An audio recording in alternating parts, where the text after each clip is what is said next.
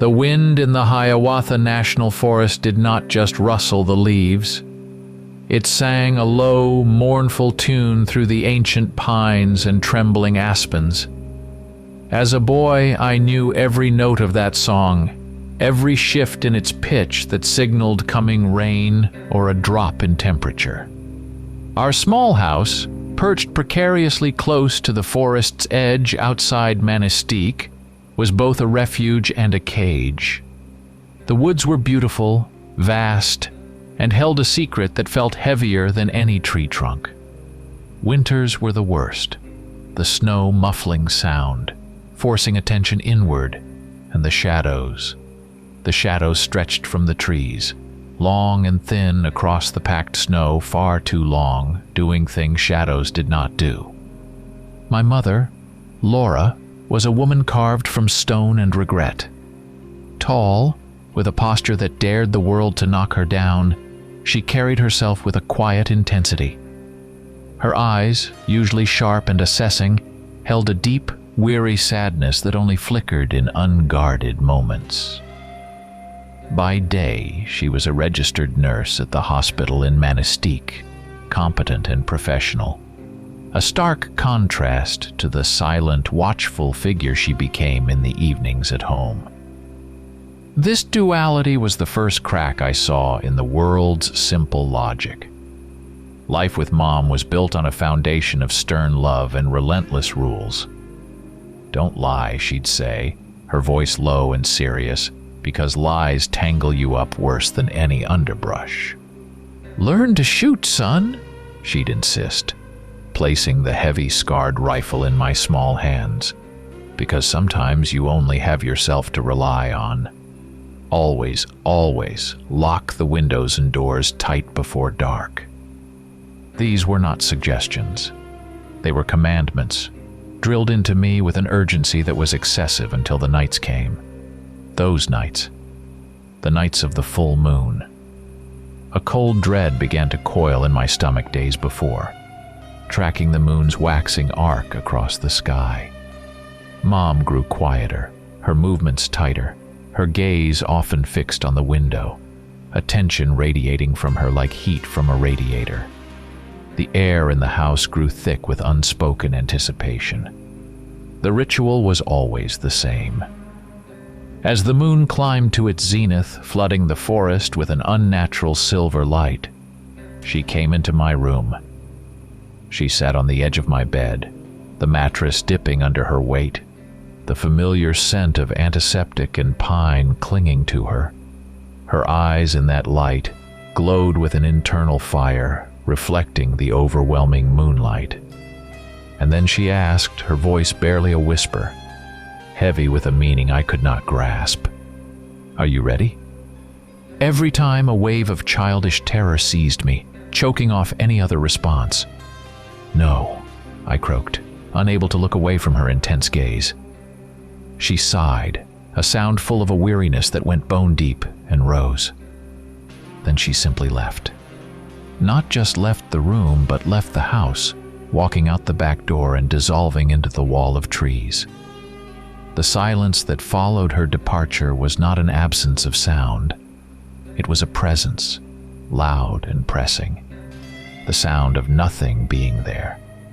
Alone in the house, nestled against the terrifying woods, I lay awake, listening for the rustle of leaves that was not wind, the snap of branches that was not deer, and the low, guttural sounds that were definitely not from any animal I had read about in my school books.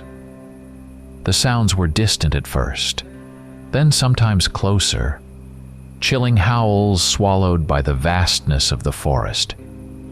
She returned just before dawn. The back door creaked open, and she stumbled in. She was often bruised, sometimes bleeding, her clothes torn.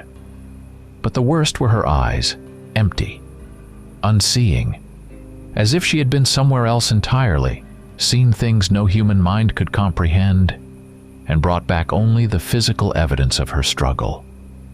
I watched her from the shadows of my room, trying to reconcile this broken creature with the capable woman who left. My child's mind spun stories. A bad fall. Maybe she walked in her sleep and got attacked by a bear. Perhaps a secret, terrible illness. Anything was better than the chilling truth my instincts whispered. The psychological horror was not the monsters my imagination created. It was the tangible, inexplicable reality of my mother's suffering and the terrifying mystery behind it. The forest was a hungry entity, and it took pieces of her every full moon. Growing up, I became adept at constructing mental shields.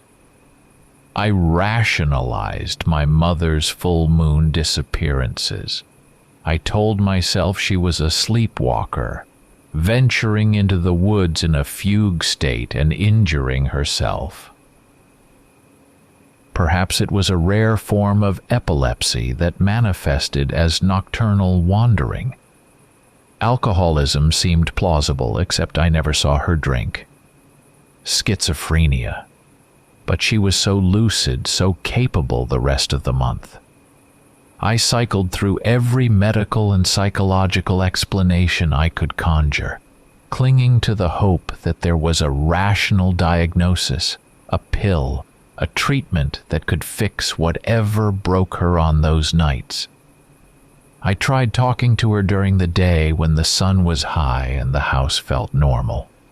"Mom," I'd start hesitantly, "what happens to you?" Her responses were always deflective, a quick change of subject, or a sudden sharp tiredness that shut down the conversation. She reacted with uncharacteristic anger, her voice tight, warning me not to ask questions that didn't concern me. Mostly, it was the weariness, a profound exhaustion that sank her shoulders and dimmed the light in her eyes. She never explained, never offered a glimpse behind the curtain of her secret. Instead, she doubled down on the rules, intensified the training. The old rifle, which I initially thought was just a dusty relic, became a regular part of my life. She taught me trigger discipline, how to aim, how to breathe, how to lead a moving target. "Practice," she'd say, supervising my shooting practice in the clearing behind the house, her expression grim. "You need to know how to defend yourself." She was not teaching me marksmanship for hunting deer. She was teaching me for something else entirely. The house became a fortress. Checking the locks was not enough. I had to check the extra deadbolts she had installed, the heavy chains on the back door, the reinforced latches on the windows. She reacted nervously to certain sounds from the forest at night, even when it was not a full moon. A distant howl that was not quite wolf, the snap of a branch that sounded deliberate. These were not just the sounds of the woods. They were sounds of something out there, something she was vigilant against. Local folklore seeped into my awareness. Whispers at school, hushed conversations among adults in Manistee. Stories about wild animals that were too big, too aggressive. Reports of livestock disappearances under strange circumstances. Unexplained incidents in the woods near the highway, always around the time of the full moon. My child's mind, initially separating Mom's strangeness from these public rumors, began to draw terrifying connections. He began to fear she was one of the wild animals, that the disappearances were linked to her. The thought was monstrous, but planted a seed of dread that no amount of rationalization could fully uproot. I saw the strain on her, the immense willpower it took to maintain her normal life, the caring nurse, the quiet mother, while grappling with whatever happened to her.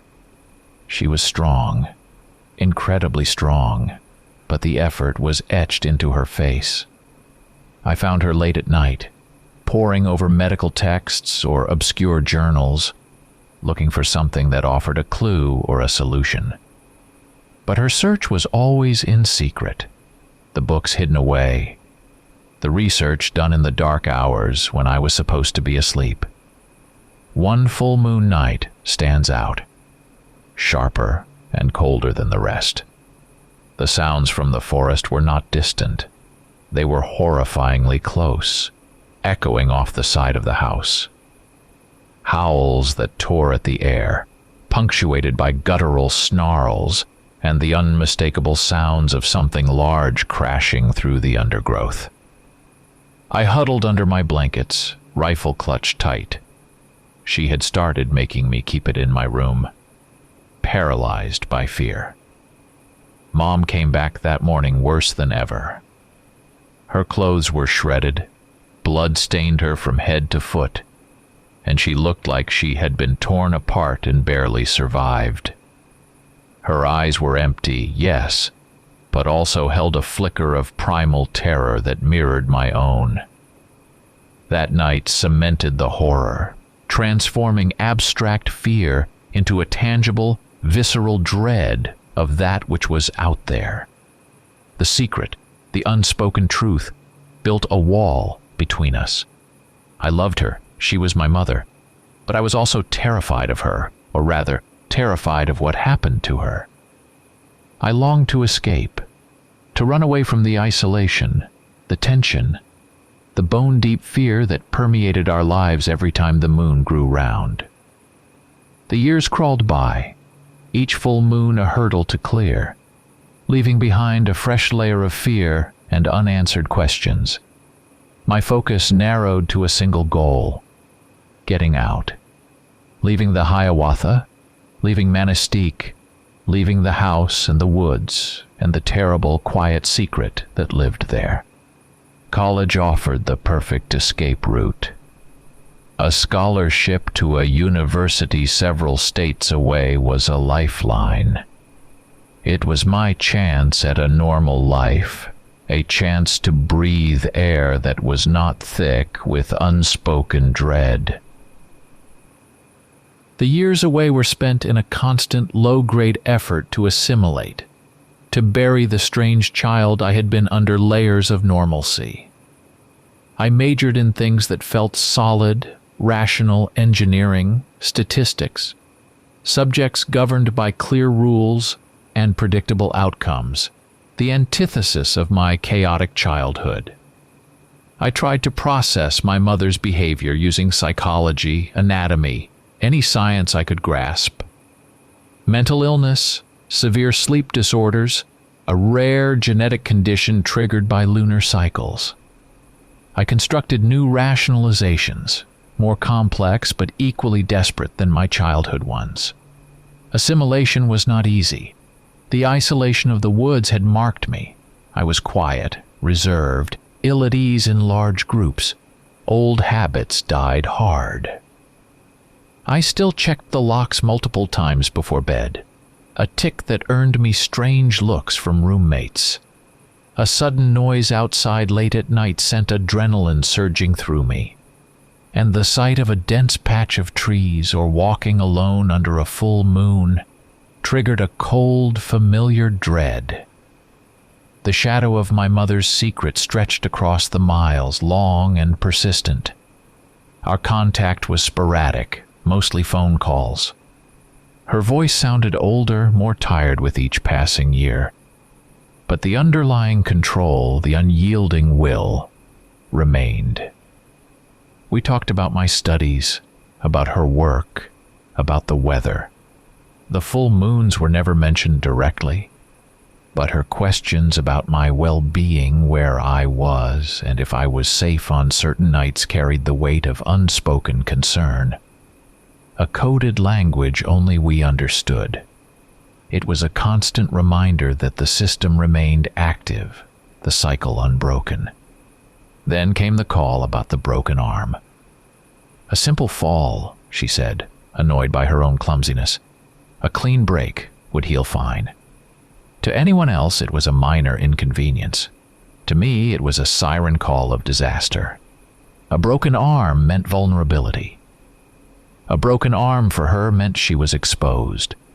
less able to withstand what came for her on those nights. The timing, with the next full moon only a week away, was a cruel twist of fate. A wave of anxiety, sharp and immediate, washed over me. My carefully constructed distance crumbled. She needed help. More than that, the knowledge of her vulnerability, of the potential consequences of her being incapacitated, pulled at something deep inside me. It was not just obligation. It was a strange, unsettling sense that the story was not over, that the climax I had always feared was finally approaching. I made the necessary arrangements. The trip back north was surreal. Returning was not just about helping my mother. It was about finally facing the mystery I had run from for so long. I drove back to Manistique, the landscape growing more familiar, the trees denser, the shadows longer, as I headed north. The town seemed smaller, the pace slower, and the house? The house was exactly as I remembered, yet felt different. Smaller, darker, steeped in the old fears. Mom looked older, yes, her face lined, her movements slower due to the cast, as if the 20 years I had been away compressed into 3. But her eyes still held the same unyielding depth, that same quiet sadness. The air in the house felt thick with the unspoken, the calendar on the wall marking the days until the next full moon. The sense of anticipation was suffocating, a dread I had not felt with such intensity since childhood. It was coming, and this time, I was home. Living in the house again with my mother was stepping back in time, into a distorted version of the past. She moved slower now, her right arm encased in plaster, rendering her less capable than the formidable woman I remembered. The injury, while outwardly mundane, was a stark physical manifestation of the toll what she did had taken on her over the years. Her face, once sharp and strong, was etched with lines of pain and exhaustion, evidence that the 20 years I had been away had done their work. Still, the core of her, that unyielding strength, was palpable. Even with a broken arm, she radiated a quiet, watchful power. Readjusting to the rhythm of the woods was difficult after years in cities and suburbs. The isolation pressed in, the silence outside replaced by the constant subtle sounds of the forest floor shifting, the wind sighing. Every distant snap, every unfamiliar call of a night bird sent a jolt of adrenaline through me. The childhood fears, suppressed for so long, resurfaced like weeds after rain.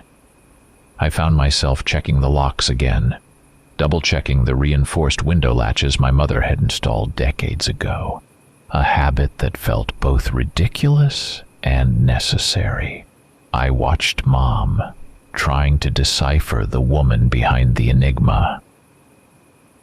Away from the full moon, she was still Mom critical of my life choices, quiet, observant.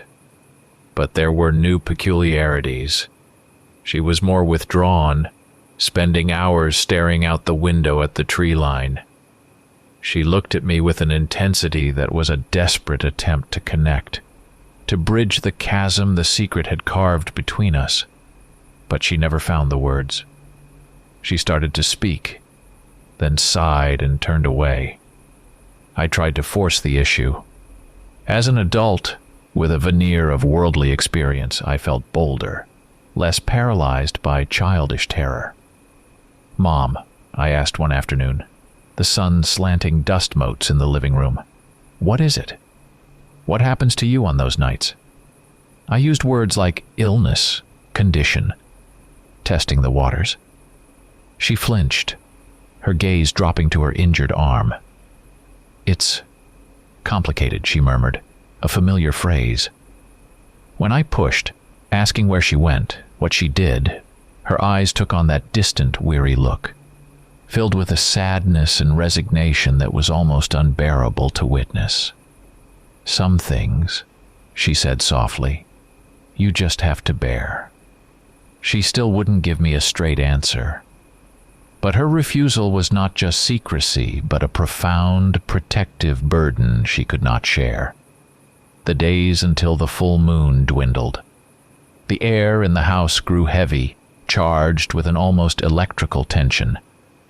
Mom became noticeably more agitated, her gaze constantly drawn to the sky, to the fattening curve of the moon.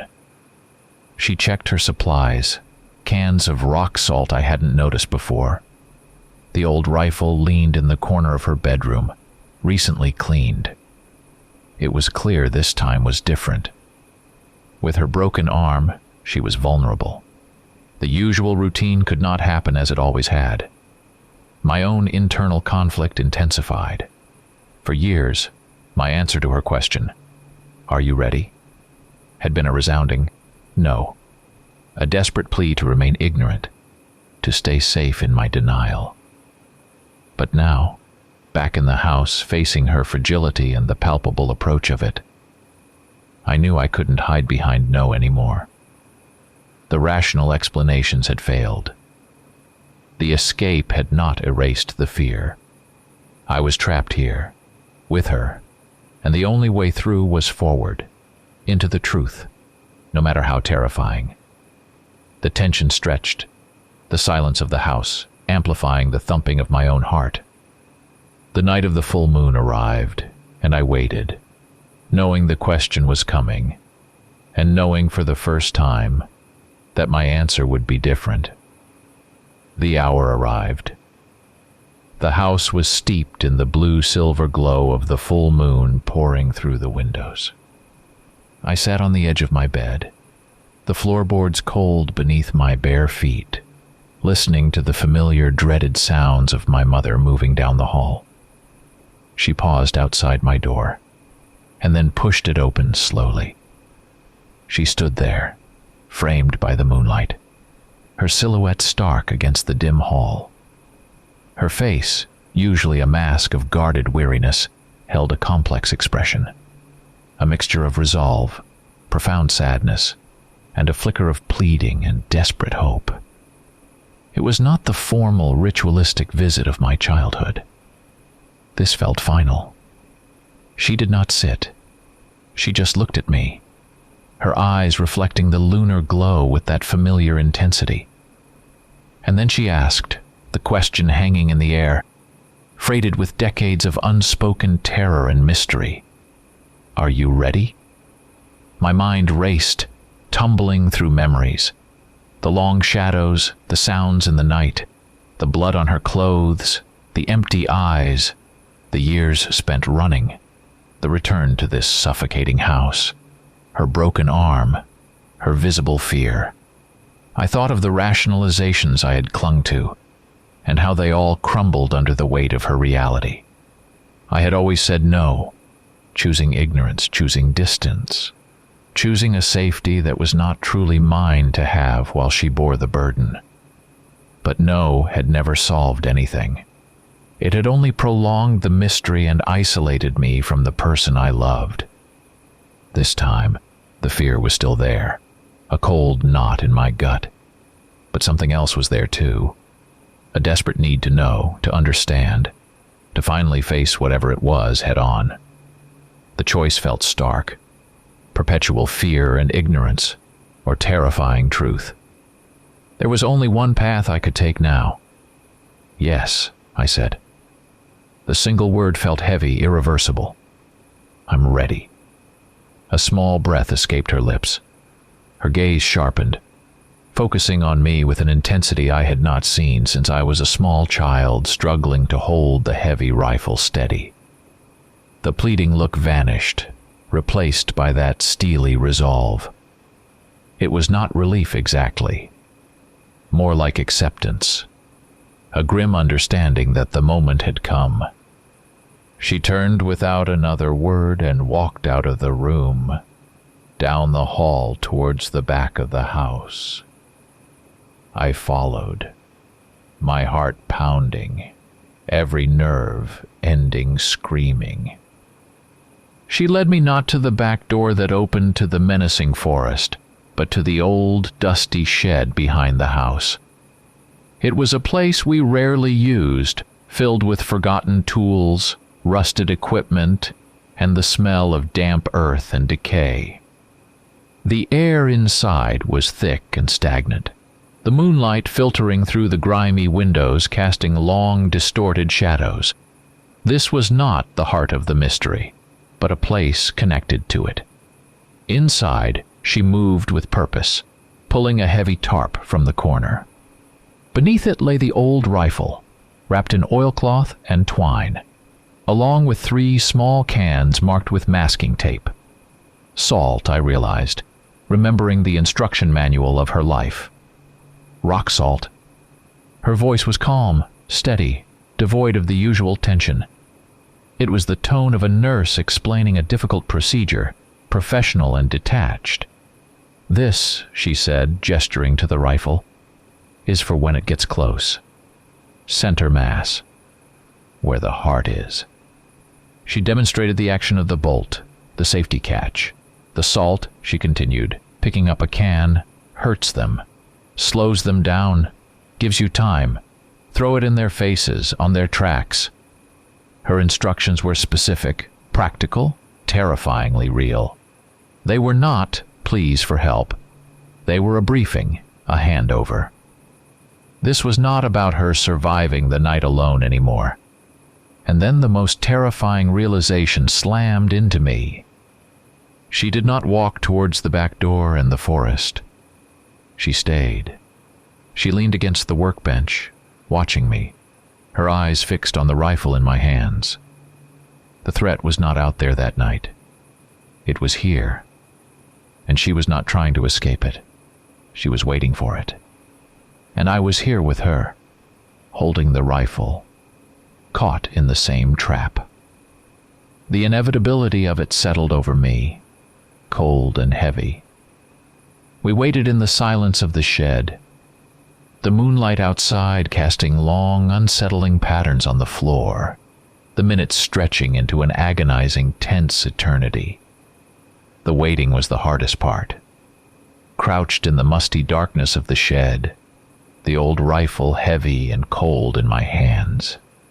Every muscle tense, I strained to hear something, anything from the house. My fear was a physical entity now, a vibrating energy under my skin, mixed with a surge of adrenaline and a profound confusion. What was I waiting for? What was she waiting for? My mind, still wrestling with the idea of hidden illness or psychological breakdown, felt utterly unprepared for the reality that unfolded. Then, the sounds began. Not from the forest, but from the house, from the kitchen just beyond the thin shed wall.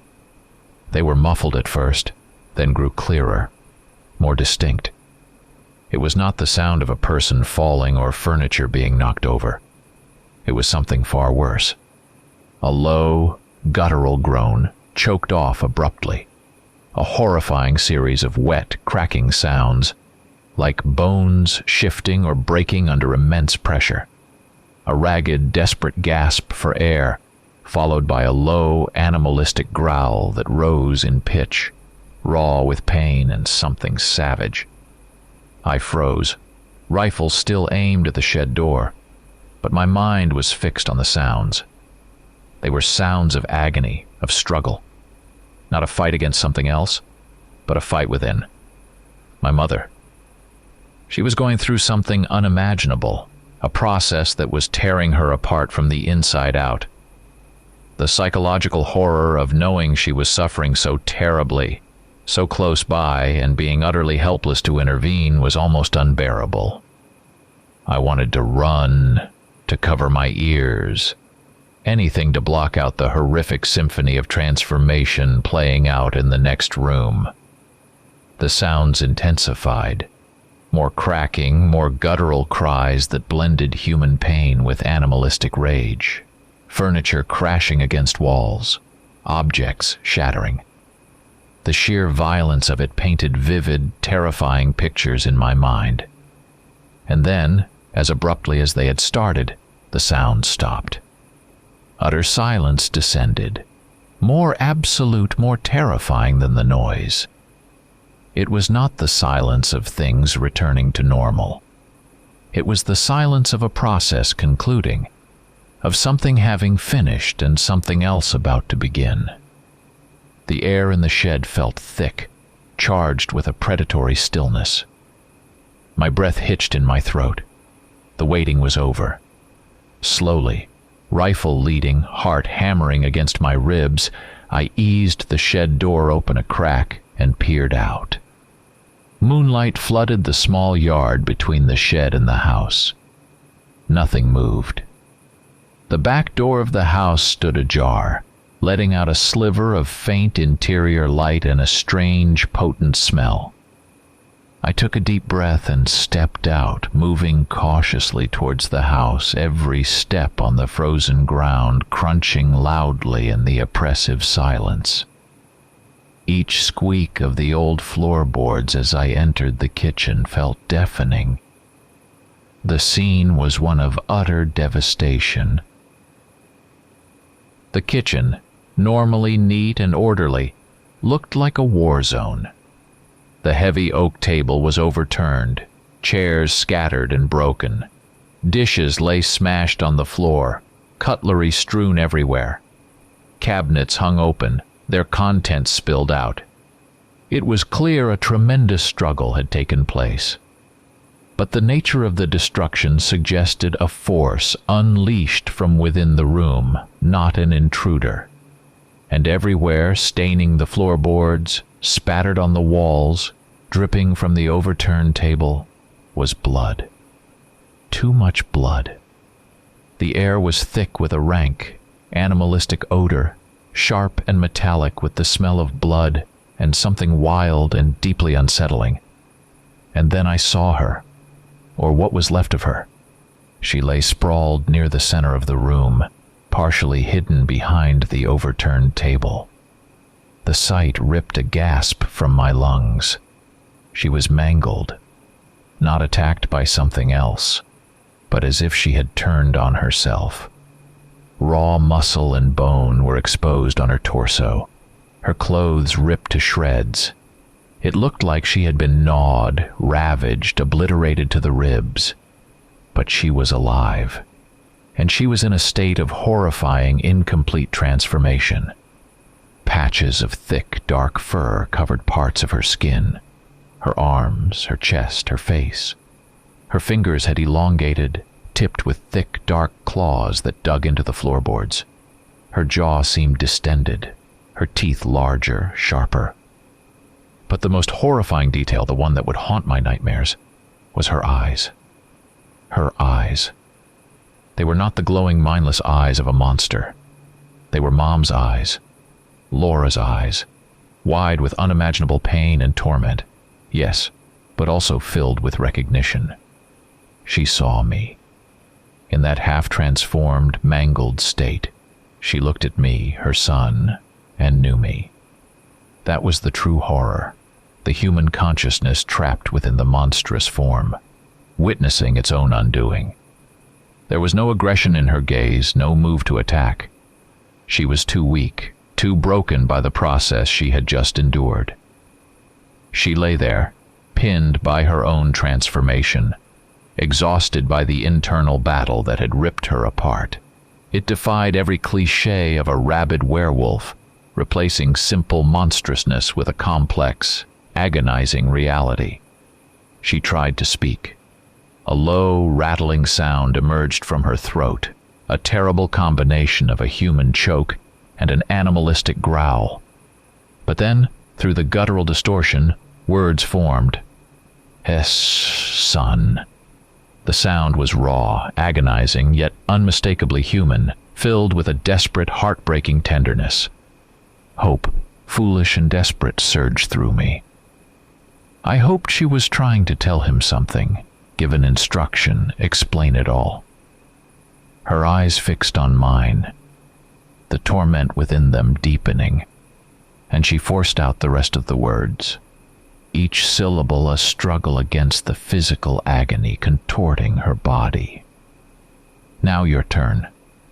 The words landed like a physical blow. "Now your turn." Witnessing her state, I immediately understood the most terrifying conclusion. She had not been battling external forces on those nights. She had been battling this. And now, somehow, she had passed it to me.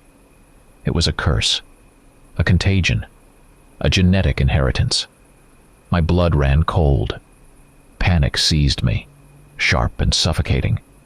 It was my turn to transform, my turn to suffer this agonizing, self-inflicted mutilation. The horror of that night as a child paled in comparison. As the realization slammed into me, life flickered out of her eyes. The light that reflected the moon dimmed, replaced by a vacant stare. Her body shuddered, a final convulsive movement, and then shrank. The patches of fur receded, the claws retracted, the distorted features softened.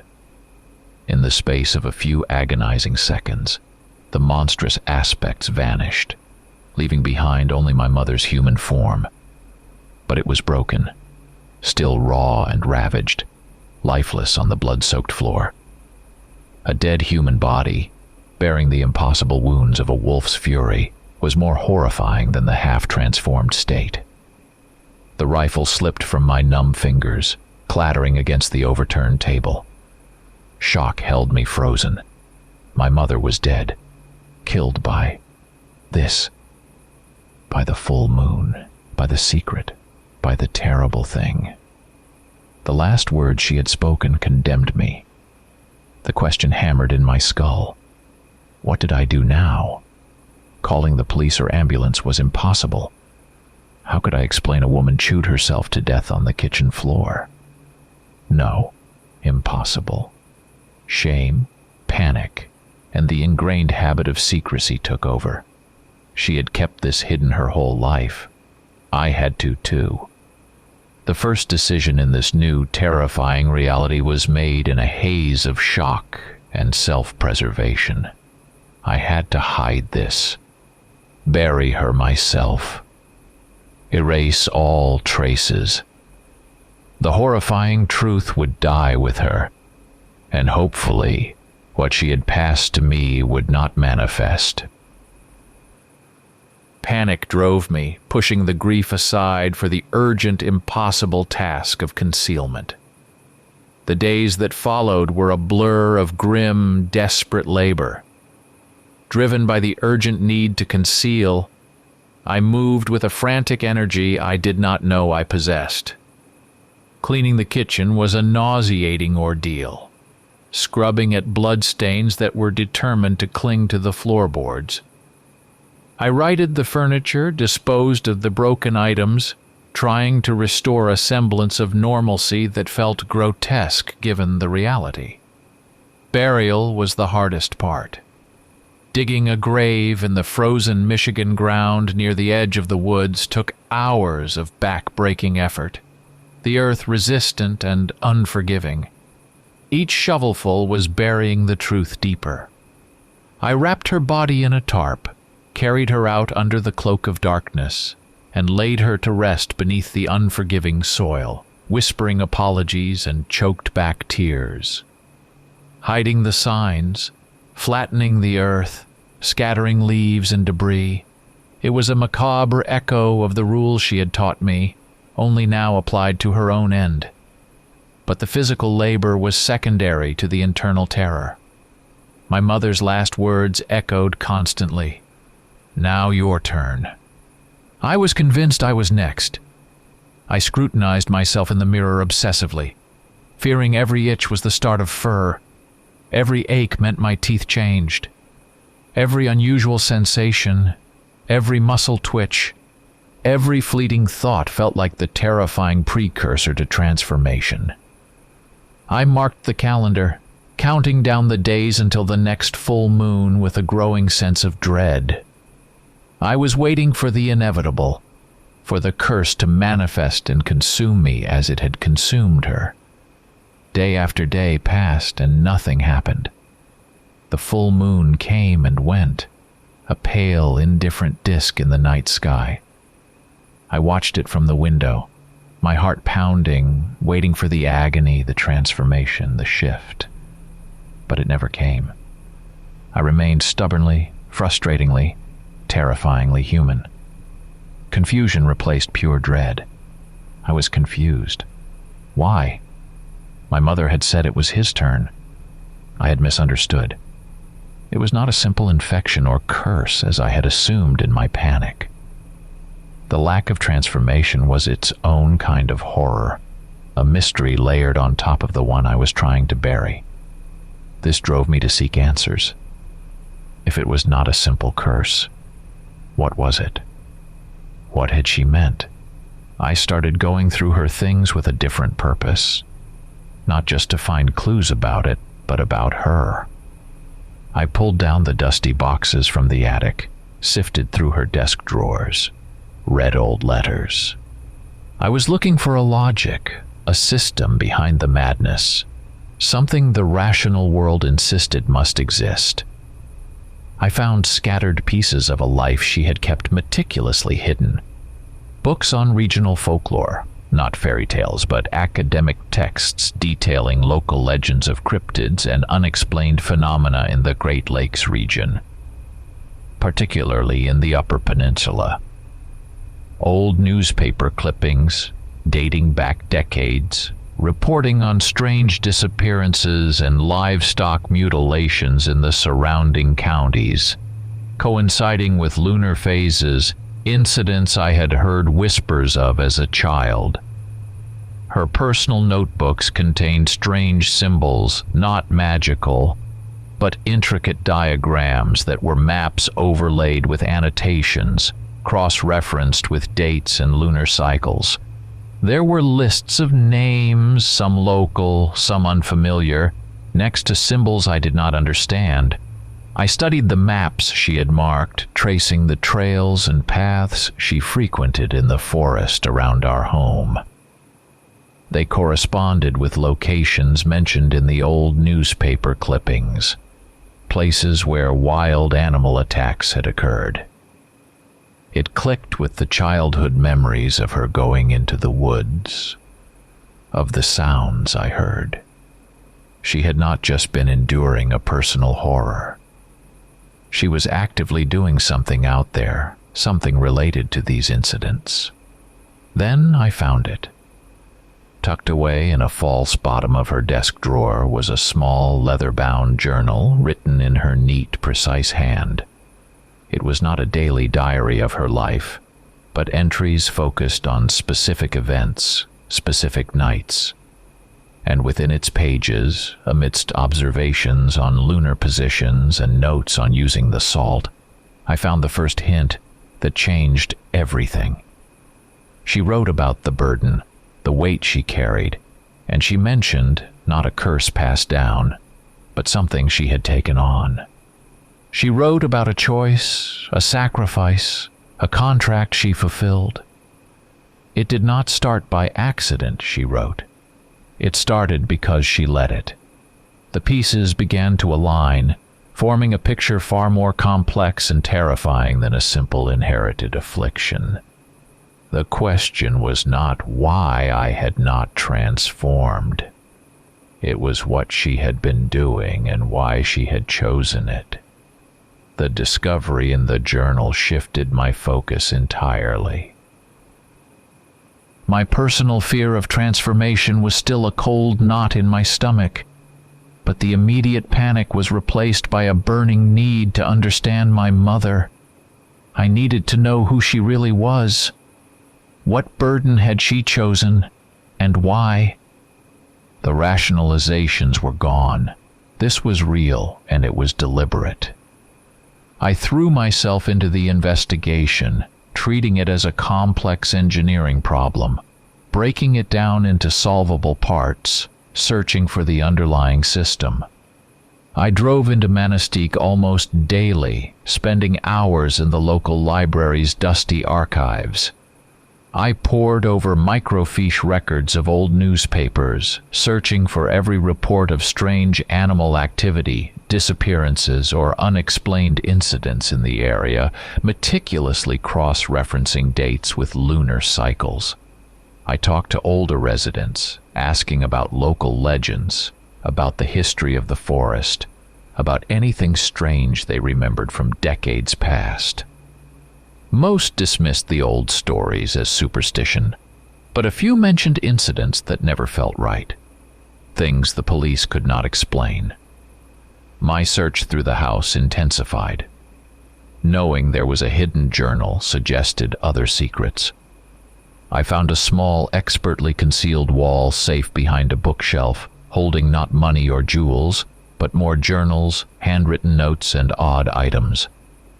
A small pouch of dried herbs I did not recognize, a compass etched with unfamiliar symbols, a map of the entire Hiawatha Forest with specific areas highlighted and marked with dates and cryptic notes. These were not just scattered clues. They were the tools and records of her clandestine work. Reading her journals was peeling back layers of reality. She documented her nights, the transformations, yes, but also the purpose behind them. She wrote of tracking entities, of patrols, of confrontations. She detailed the different kinds of creatures she encountered, referring to them not just as werewolves, but as distinct entities, some animalistic, some unnervingly intelligent, all ancient, and tied to the land itself. She described their weaknesses, their patterns, their territories. She wrote about those who come, not as random monsters, but as something that had a presence, a goal, something actively pushing against a boundary.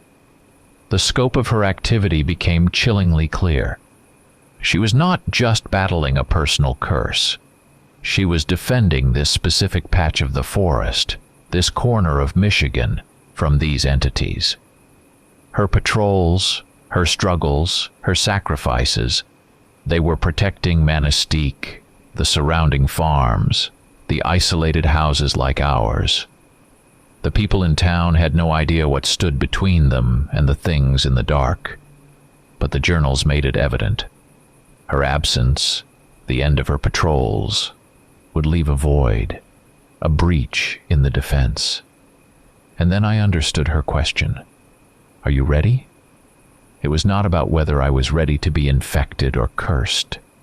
It was about whether I was ready to take on this burden, this fight, this responsibility. Her asking was an offer and a desperate hope that I might choose to step into her shoes, to inherit not a disease, but a duty. My childhood no had not saved me from a curse.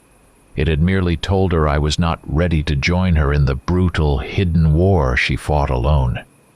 She wrote about the transformation not as a curse, but as a necessary evil, a method to gain the strength and ferocity required to confront them. It was a terrible price to pay, a monthly agony that tore her apart, but it was a choice, a deliberate act of will to become strong enough to protect what she loved. She chose the burden, month after month, year after year. A new kind of fear began to replace the old. It was not just the fear of my own potential transformation, but the fear of their presence. The journal spoke of an ancient force, patient and relentless. With Laura gone, the pressure from the forest entities was building. Small, unsettling incidents began occurring more frequently around the edges of town and in the remote areas near our house. A farmer's sheep found scattered and mangled in a way no coyote could manage. Strange, non-human tracks found near hiking trails, disturbing guttural sounds heard in the deep woods at night, different from the sounds of Laura's transformation. The true enemies felt her absence, and they were testing the boundaries. I was no longer just investigating. I was living on the edge of the unprotected zone. The atmosphere around the house grew heavy, charged with a palpable sense of being watched. The rustling leaves, the snap of twigs, the calls of the forest creatures. They held a new, unsettling meaning. My mother's journals and research had stripped away the comforting veil of ignorance.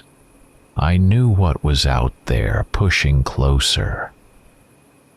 It happened subtly at first. Quick movements glimpsed from the corner of my eye at the edge of the tree line as dusk settled. Shadows that detached themselves from the dense foliage lingered for a moment, then melted back in. Then came the eyes. Not the reflective glint of deer or coyote eyes in a flashlight beam, but eyes that glowed with an internal cold light, appearing briefly between the trees before vanishing. They were not the eyes of any animal I knew. They were confirmation. The things she fought were real. The horror was not in a mother's hidden illness.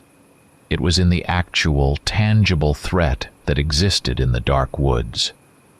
The first public incident occurred a few nights later in Manistee. A brutal attack on a camper parked at a remote trailhead deep in the woods northwest of town. The victim was severely mauled. The official report blamed a rogue bear or perhaps a pack of wolves, citing the unusual aggression.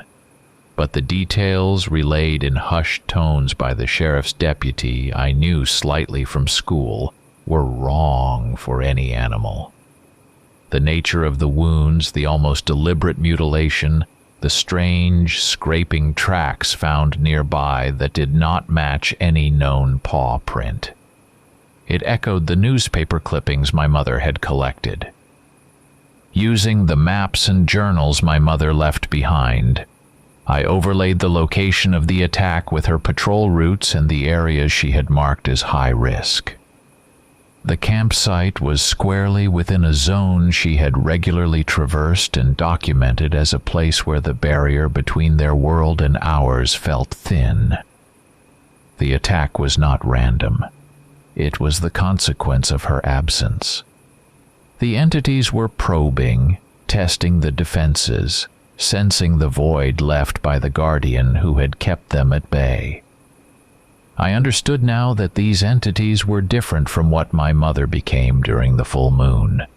Her transformation was a tool, a state she entered to gain the necessary strength. These things, they were this: ancient, predatory, their presence emanating a deep wrongness that resonated from the earth itself. They were the true source of the power she had harnessed, the force with which she had made her terrible bargain. Driven by a mix of fear and a burgeoning sense of responsibility, I began to venture tentatively into the edges of the woods myself, guided by my mother's maps and notes on tracking. It was terrifying. Every creak of a branch felt like a footstep behind me. Every snap felt like a trap springing shut. I moved slowly, cautiously, trying to apply the tracking skills she had drilled into me. I found signs, faint, unsettling tracks that shifted form, disturbed undergrowth suggesting unnatural passage, places where the forest felt unnervingly silent, devoid of birdsong or the sounds of small animals.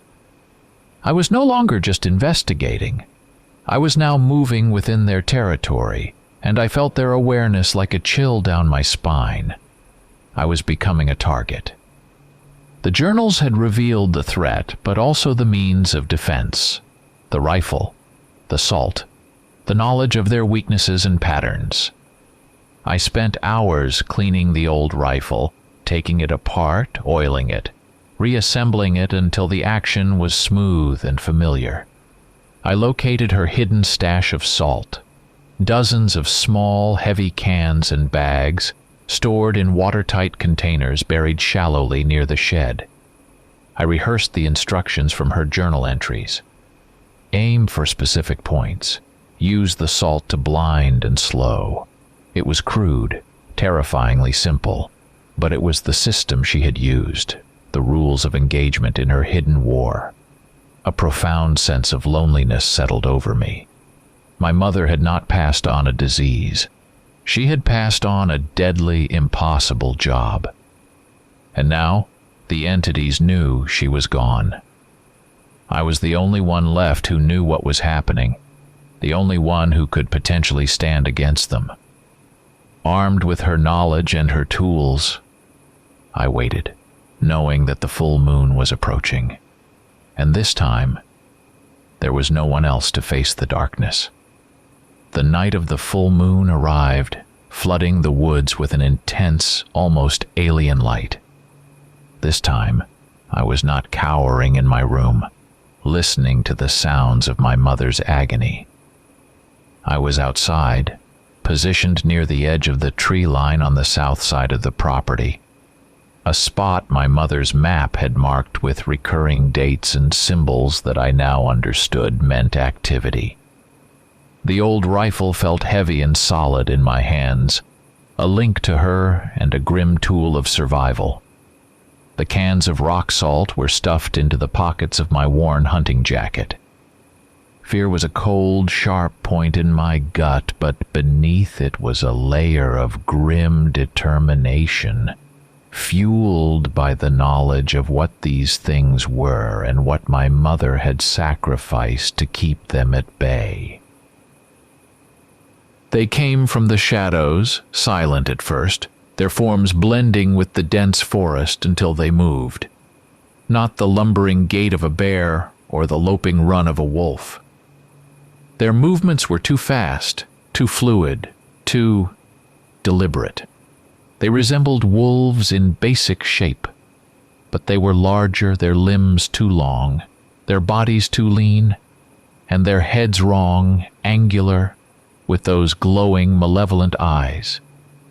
They were not animals. They were something ancient and predatory, creatures that felt like they were carved from the darkness of the woods itself. This was my first direct confrontation with those who come. The fight was not a clean, tactical exercise. It was a desperate, brutal struggle for survival. They did not charge blindly.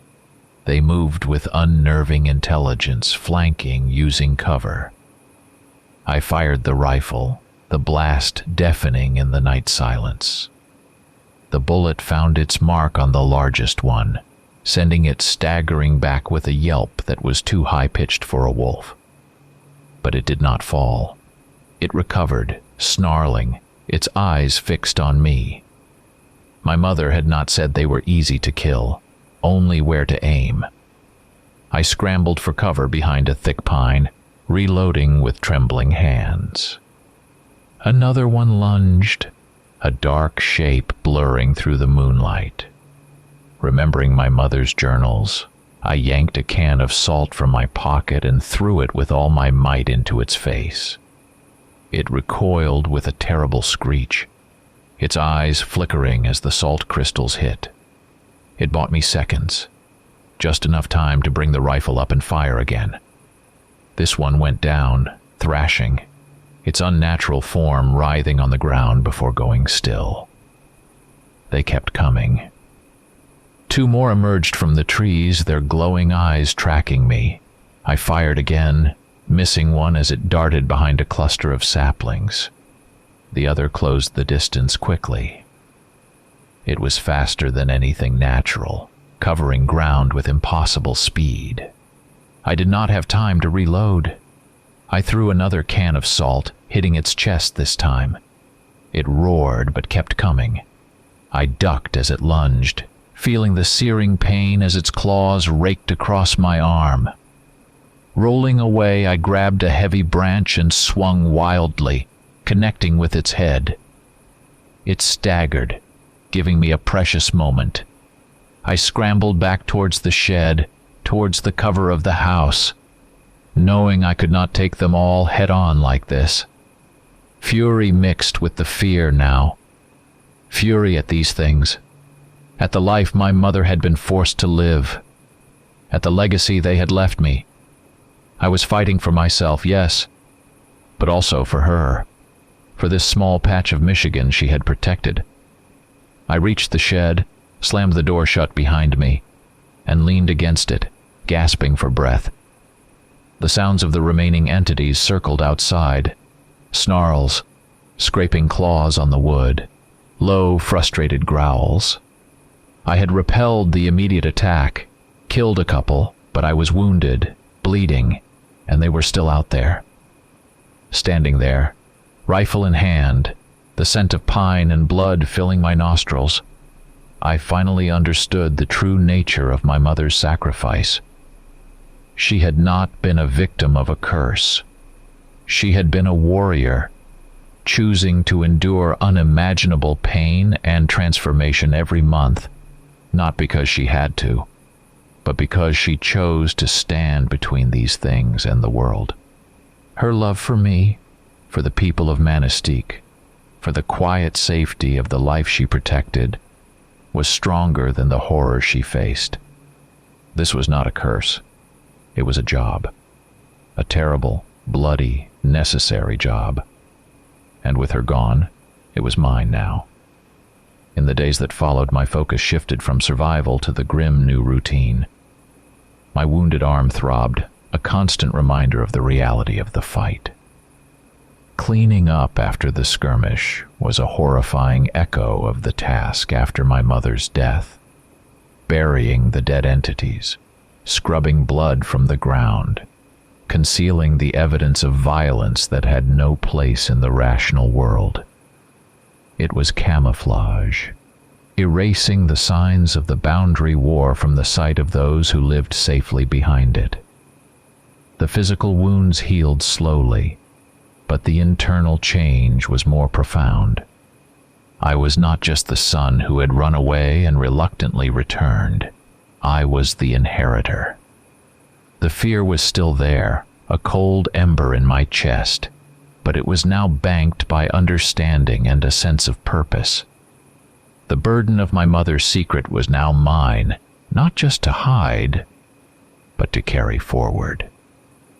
I spent long hours with her journals, piecing together more details about the entities, their weaknesses, their history, and the nuances of the contract she had undertaken. I no longer saw her as a tormented victim or a source of terrifying mystery, but as a hero, forced into an impossible situation, choosing pain and isolation for the sake of others. Her life, which I had always viewed through the lens of my own fear and confusion, now stood revealed as an act of profound, agonizing love and sacrifice. Years passed. The house by the woods remained my home, my sanctuary, and my battlefield. I learned the rhythms of the entities, the subtle signs of their approach, the areas they favored. The full moon nights became nights of vigil, of patrols along the forest edge with the old rifle, now as familiar to my hands as my own limbs. I honed the skills my mother had taught me, becoming adept at tracking, at setting simple, effective traps, at using the salt, at knowing when to stand and fight and when to simply observe and wait. Life was not normal. Not in the way most people understood it, but it was my life, a life lived on the boundary, a life of quiet, constant defense. I married, found a kind, understanding woman who accepted my quirks, the need for secure locks, the strange vigilance around the full moon, the deep, unspoken connection I had with the woods. And in time, we had a son. Holding him, a small, fragile human life in my arms, I felt a new depth of connection to my mother's sacrifice. She had not just protected a place, she had protected the possibility of this, of life, of family, of a future. I tried to give my son a normal childhood, free from the shadows and the fear that had defined mine. But the cycle, I knew, was inescapable. The burden was not just a job, it was a lineage. As he grew older, I began to teach him, just as my mother had taught me. I showed him how to shoot, the old rifle still reliable. I made him check the locks before bed, explaining it as simple safety. But with an underlying seriousness he began to sense. I taught him to respect the woods, but also to be wary of its deeper, hidden nature. He was starting to notice, starting to ask quiet questions about the full moon, about why I was so watchful. The same questions I had asked, the same path I had walked. The years continued their relentless march. Another full moon climbed into the sky, round and luminous, casting its silver light over the ancient pines. My son, now old enough to sense the change in the atmosphere, the subtle tension that permeated the house on these nights, was restless in his room. I walked down the hall, the familiar creak of the floorboards a sound woven into the fabric of my life. I stopped outside his door, just as my mother had done so many times. I pushed it open and stepped inside, the moonlight from the window falling across his face. I sat on the edge of his bed, the mattress dipping slightly under my weight. I looked at his face, so like his own, so innocent of the full truth.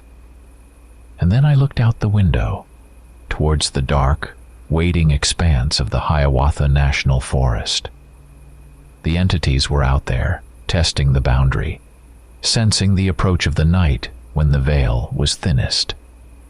I took a deep breath, the scent of pine and damp earth faint on the air, the weight of generations settling onto my shoulders. It was the same question, asked across the years, across the terrible, beautiful cycle of sacrifice and protection. "Are you ready?" I asked him. The legacy called, and the cycle had come full circle.